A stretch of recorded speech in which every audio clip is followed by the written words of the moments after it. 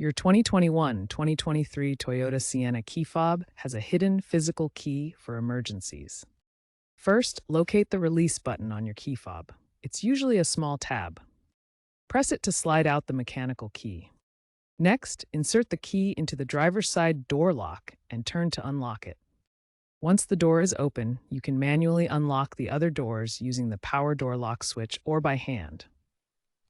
Even with a dead key fob battery, you can still start your Sienna. Place the dead fob as close as possible to the start button.